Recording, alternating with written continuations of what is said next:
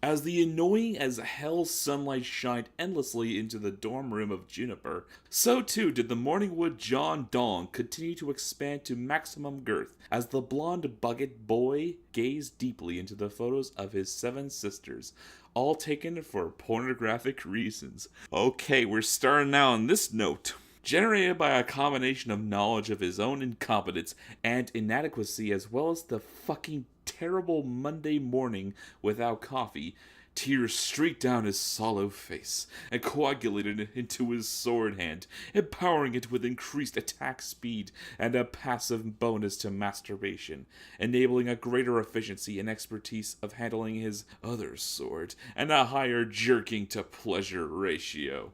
John's arousal increased as he ogled one of his favorite photos, showing his second oldest sister, utilizing the Ark family dildo, which had been passed down for generations and had been used in the war. He hardened heavily and higher, his penis pointing upwards and upwards as a middle finger to the heavens. Having reached the end of his personal slideshow and having reached his limit, his balls empty out, creating a gushing geyser of baby batter, defying the laws of gravity and repainting the room. The sacred Swiss, the seed of the Ark family, sprayed out in a cacophonous roar, the soul of the seaman rejoicing at being released only to curse the Lord and fear the very abyss itself as it realized that it had been discharged not to fertilize either a willing partner or an unwilling enemy, faunus soldier after combat, or prisoner of war to continue the magnificent Ark lineage, but fired on a wanton whim, dying for a quick evanescent moment of pleasure. The promised partner had been cruelly switched for John's hand, and the womb that would have been starving for the Ark seed substituted for cold, barren plaster walls. In the midst of its death throes, the young Ark's cum rasped, "John, you are a disappointment to your family, and an embarrassment to the Ark line. I am ashamed to have resided in your pitiful testicles, and I was a fool to believe that I would be transferred to a woman. 'Tis a shame that your member was wrapped by your combat inept hand, and not the slick and warm vaginal walls of that Nikos girl. Her egg a worthy vessel for me. You may be worthless trash, but even in the bloodlines of champions and emperors, all have bad apples, and you are still an Ark.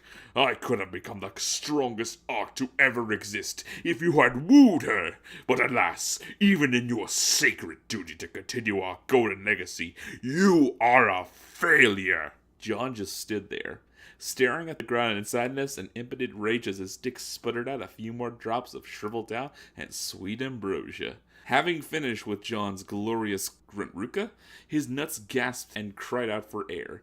John automatically pulled out a bag of Lay's chips from Nora's stash of landfill material food and shoved his cock into it, slowly becoming flaccid yet still in sword form, allowing his balls to inhale the ambient oxygen-saturated air. Nora kicked down the door to the dorm with Red in tow and began to laugh hysterically at John's dick in the chip bag. Her infectious exhalations of mirth abruptly became hisses of rage as she realized that the room she had just painted pink was now white and sticky. And worse, John's tear-stained dick was in her garbage food. "Wow, John, you wait to your sisters and cry every time and use your tears as lube?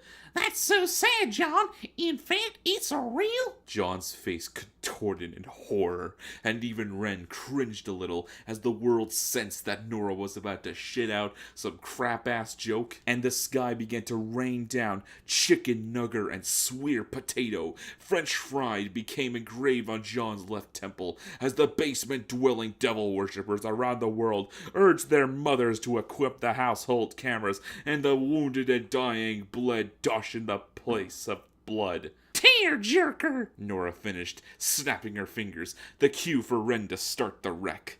Ren kicked John down with his Bruce Lee fighting powers and stuck his nasty, gross schlong in the gay-ass ass.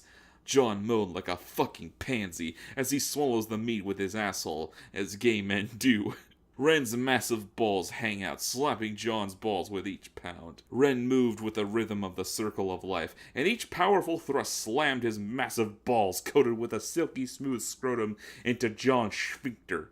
like a battering ram slamming into a castle gate as the siegemen breach the defenses of the building and slaughter everybody inside, except for the women and children who will be sold off as slaves at half off. But akin to the Trojan horse, not the condom, Ren's bulging ballsack housed not highly trained siegemen, but seamen of delicacy, and they proceed to empty out and flow into John like the screams of the condemned.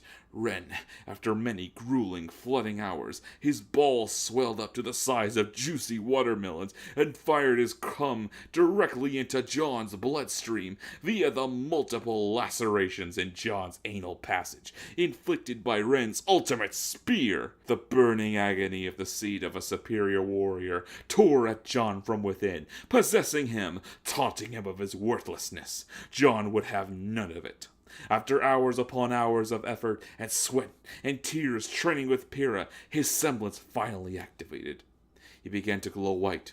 His body rejected the cum, and he began to stand and realize his true power as part of the Ark family. Nora smashed John's skull in with Magnile, killing him instantly. She mixed his blood in with his cum, the red and white returning the room to a pleasant shade of pink. Red and white truly do go together. Unless we're talking about Ruby and Weiss. God damn that ship. John's body was deposited. What the fuck? John's body was deposited into Blake's litter box with the rest of the shit. To be continued for more ship bashing.